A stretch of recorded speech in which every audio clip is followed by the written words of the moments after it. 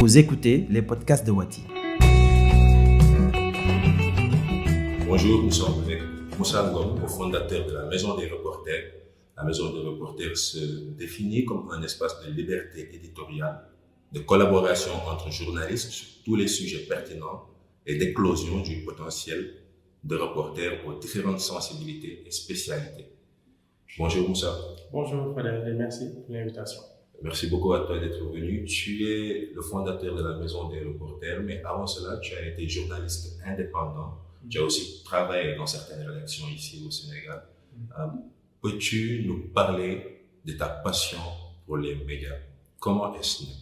Ma passion pour les médias, c'est né déjà de l'enfance, de la lecture quotidienne des journaux qu'on recevait à la maison. Il y a aussi quelques ouvrages qui m'avaient beaucoup plu à l'époque, surtout les ouvrages d'Abdelatif Coulibaly. Surtout cela qui me faisait dire à l'époque que j'aimerais bien à l'avenir réaliser des livres d'enquête comme ceux-là. Et c'est de là qu'est née ma passion pour le journalisme. Donc, arrivé au collège, lorsqu'on nous a parlé à l'orientation de comment faire intégrer une école de journalisme, on nous a parlé de CESTI et dès lors, j'ai retenu le nom de l'institution, de CESTI, donc je devrais le faire forcément. Il y a eu quelques blocages liés à la famille. Lors de l'appréhension, il y a la question de la précarité, en opposition par exemple à l'intégration de la fonction publique.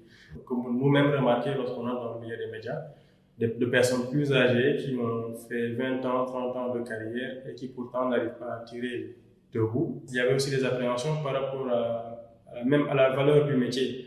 On sait qu'actuellement, certains veulent parler d'une personne qui manque beaucoup, certains peuvent faire référence aux journalistes. Et ça, c'est très très grave par rapport à la perception que le public a de notre travail.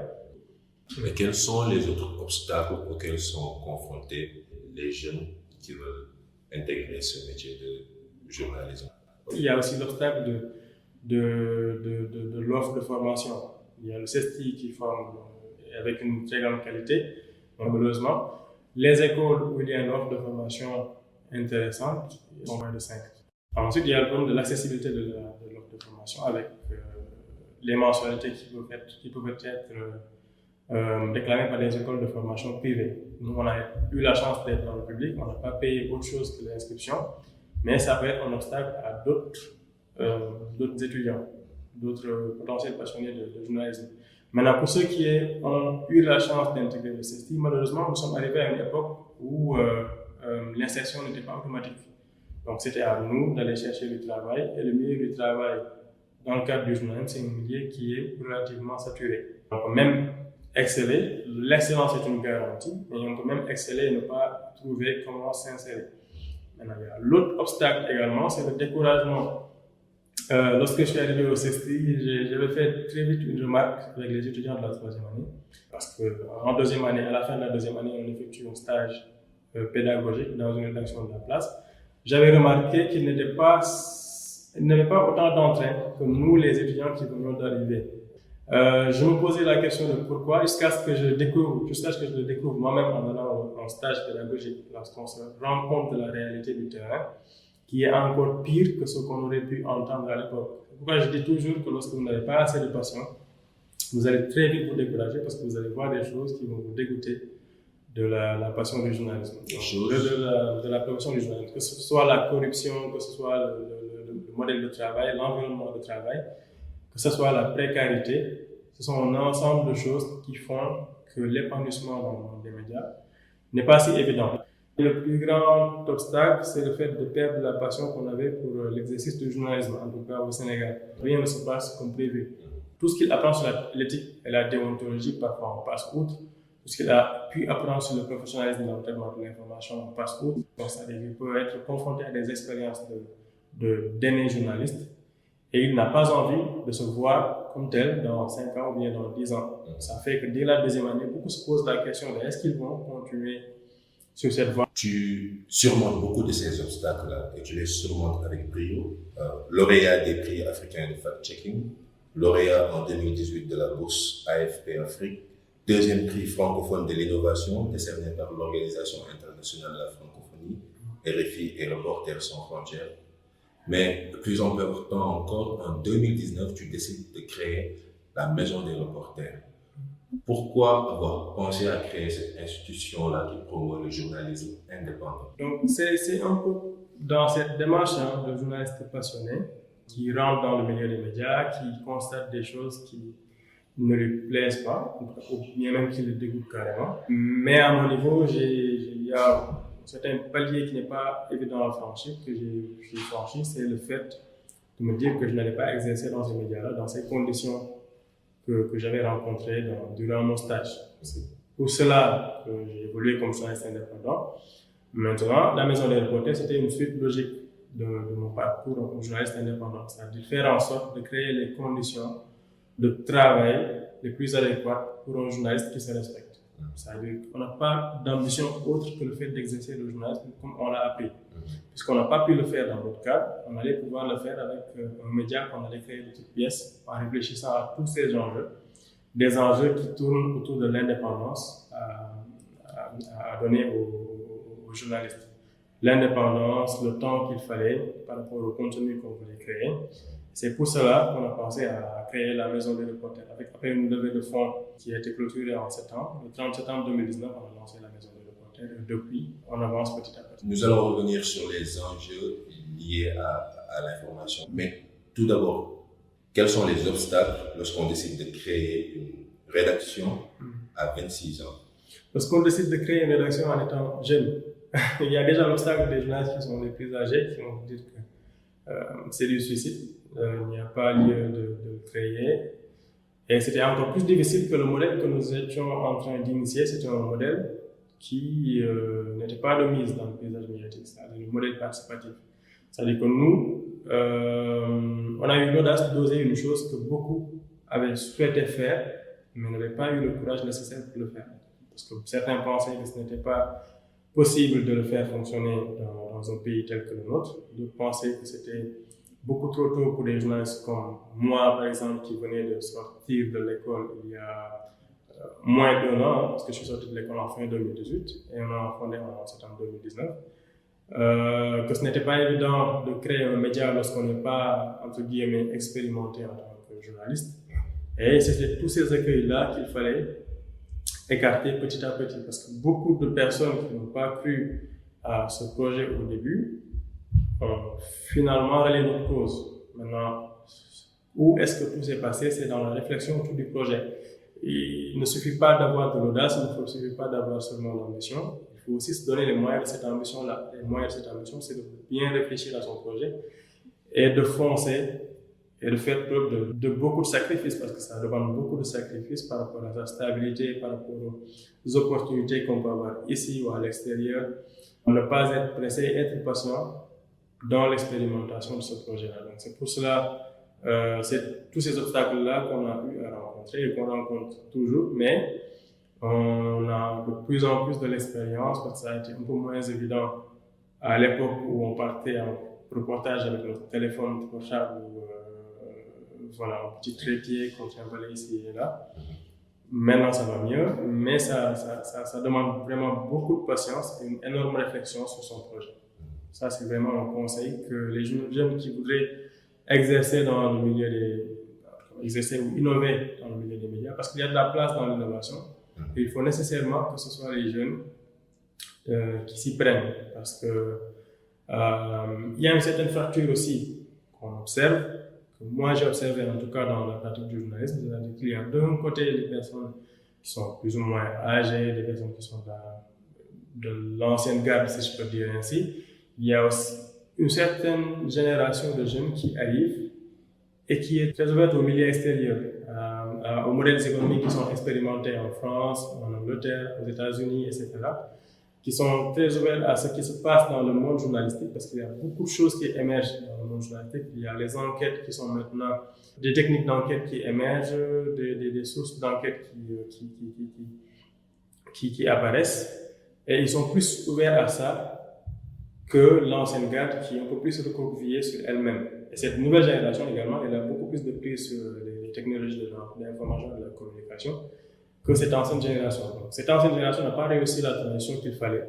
vers le numérique. Donc cette génération, elle a les idées, elle a les ambitions qu'il faut. Malheureusement, elle n'a pas les postes de responsabilité qui sont nécessaires pour pouvoir mettre en œuvre ces idées. Donc, moi, la marge de manœuvre que je peux avoir avec la maison des reporters, beaucoup ne l'ont pas dans leurs médias parce que la responsabilité, la hiérarchie ne leur permet pas d'implémenter nos idées. Donc ça, c'est très souvent un problème pour les jeunes journalistes. Donc, on parle d'innovation, on parle du numérique, qui est un outil, un canal que la maison des reporters s'est approprié. Comment le numérique permet-il aujourd'hui aux professionnels des médias de toucher le public, en particulier le public des jeunes? Parce que déjà, les jeunes, ils sont très souvent présents sur le numérique. Peut-être nous, au Sénégal, l'obstacle qu'on va avoir dans certaines régions, c'est par rapport à la couverture Internet. Mais on sait très bien que les habitudes de consommation, que ce soit d'information ou de contenu médiatique, c'est via le numérique que ces jeunes se l'approprient. C'est-à-dire, on a des jeunes qui sont sur Instagram, qui sont sur TikTok, qui sont sur Twitter.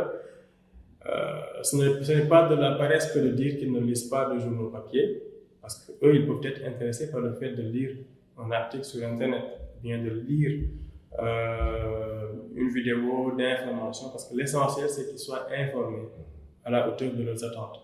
Donc, malheureusement, ça, on ne le prend pas en compte. On fonce sur les formats classiques, sur le papier, alors que le problème majeur, la réflexion majeure qu'on devrait avoir au sein de notre corporation, c'est qui informe-t-on, de quoi l'informe-t-on et comment fait-on parvenir l'information. On ne s'informe pas soi-même parce qu'on n'a pas besoin de le faire. Lorsqu'on travaille sur une information, c'est qu'elle doit être portée elle doit être à la portée du public.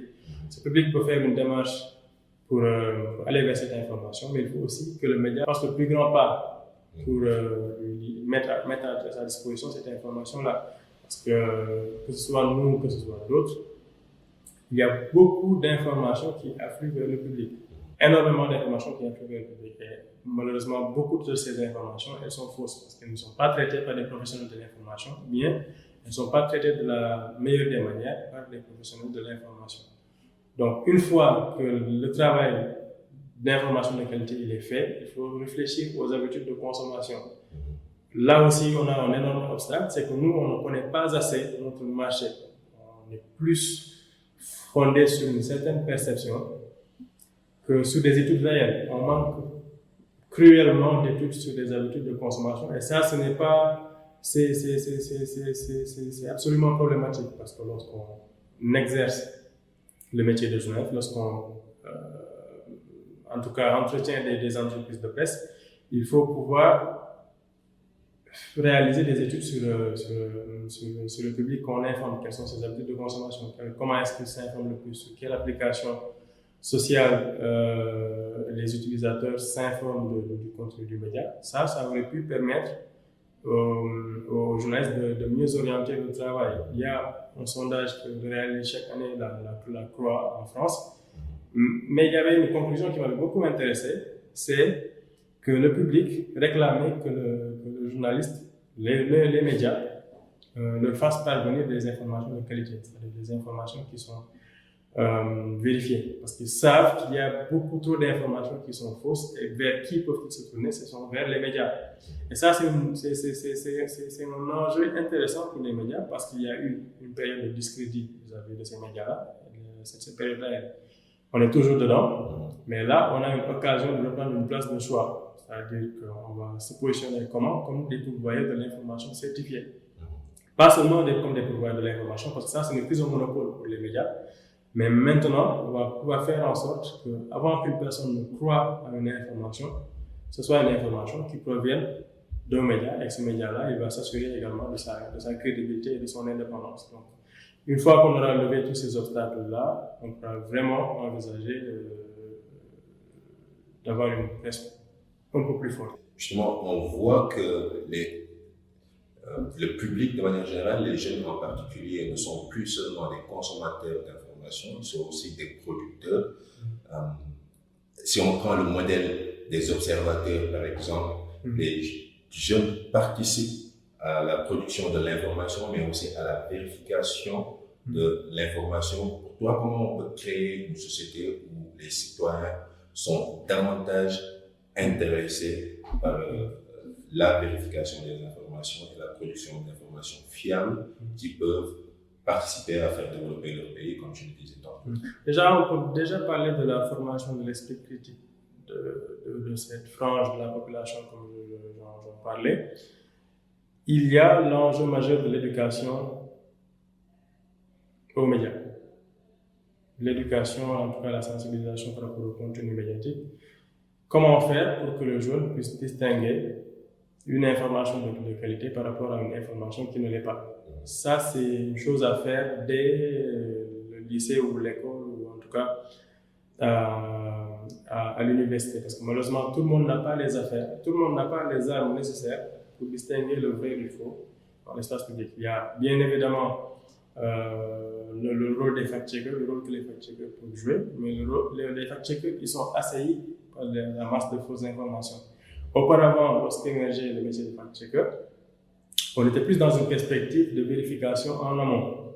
Maintenant, on est plus dans une perspective de vérification en aval, parce que malheureusement, il y en a beaucoup trop et les médias n'ont plus le monopole de la diffusion de l'information. Donc, il faut faire en sorte que les jeunes aient toutes les armes nécessaires pour pouvoir vérifier une information basique et que les aspects les plus pointus puissent être traités par les fact-checkers. Maintenant, il y a une autre perspective, c'est par rapport à ce qu'on appelle les journalistes citoyens.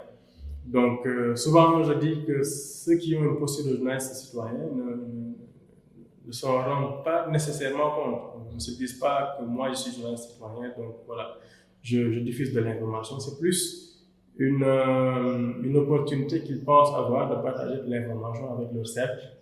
Et malheureusement, ils n'ont pas toutes les armes que les professionnels de l'information ont. Donc, il y a une possible collaboration dans ce sens-là. Et d'ailleurs, beaucoup de médias ailleurs le font, c'est-à-dire qu'ils permettent aux citoyens, qu'ils soient jeunes ou d'une autre frange de la population, de pouvoir leur faire parvenir des informations qu'ils ont en leur possession.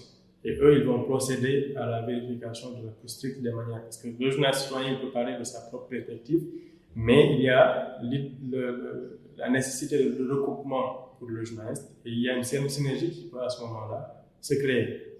Parce que le journaliste citoyen, il peut avoir une information qui n'est pas accessible aux journalistes professionnels. Mais en travaillant ensemble, en collaborant ensemble, on peut avoir de bons résultats. On a eu l'exemple de l'invasion du Capitole avec le cas du média Bellica.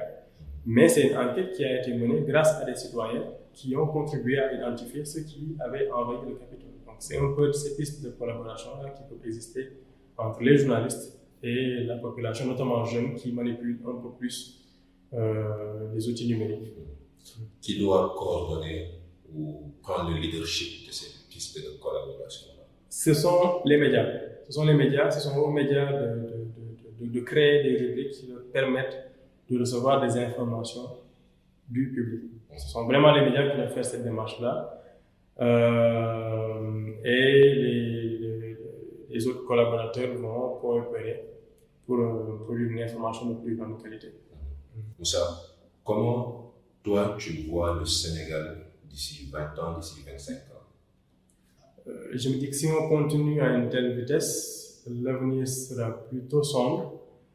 Mais puisque je suis optimiste, je dirais que je vois le Sénégal avec une société où il y a une égalité de chance, où la personne qui vient d'un milieu pauvre et d'un milieu riche peut bénéficier des mêmes opportunités en termes d'éducation. Un Sénégal où il règne moins de corruption, un Sénégal où les ressources sont utilisées à bon escient, un Sénégal où les électeurs et les citoyens sont un peu plus éclairés par les médias afin de réaliser des choix plus objectifs. Un Sénégal où une élite ne va pas se développer en laissant de côté une masse marginalisée. Un Sénégal prospère. Et quel est le rôle de la jeunesse pour faire advenir ce Sénégal-là? Le rôle de la jeunesse, c'est de vraiment s'impliquer dans la transformation dans la transformation structurelle de notre société, que ce soit sur le plan de la jeunesse, sur le plan de la corruption et du combat qu'on doit mener contre la corruption, sur le plan du choix des politiques qui vont décider pour la jeunesse, c'est-à-dire faire en sorte que le politique qui va décider des politiques de jeunesse soient choisies par des jeunes qui savent que ces ambitions collent à leurs priorités. Donc, il faut faire en sorte que la jeunesse prenne en compte son rôle. Actuellement, on est dans les préparatifs des élections locales. Ce serait intéressant que les jeunes s'intéressent beaucoup plus à la gestion de leur localité, en même de s'intéresser à la gestion globale de l'État. Wati vous offre cette série d'entretiens avec les élus locaux en partenariat avec la Fondation Konrad Adenauer. Pour découvrir plus de localités des 14 régions du Sénégal, rejoignez le site internet www.senegalpolitique.org.